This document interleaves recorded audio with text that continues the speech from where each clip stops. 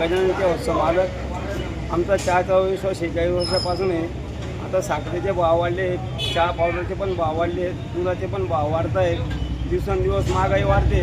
या महागाईमुळे आम्हाला चहाचा भाव द्यायला परवडत नाही.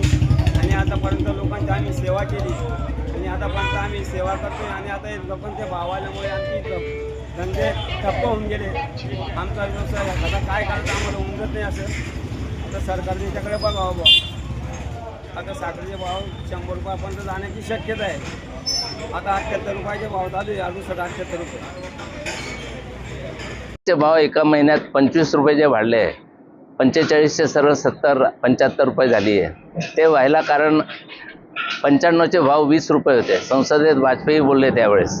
तर ते 20चे कुठलीही वस्तू जीवनावश्यक असो त्यावेळेस आता 4 ते 5 पटीने कमीत कमी वाढल्या.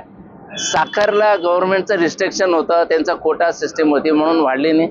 अचानक ती इथेनॉलमुळे एवढी वाढली आहे.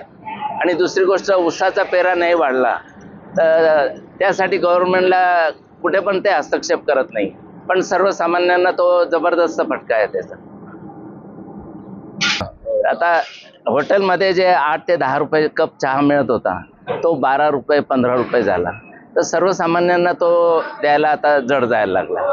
दिवसातनं सर 2-3दा पित होता तो मुश्किलने आता बरोबरचं कोणी आलं तर मागवेल.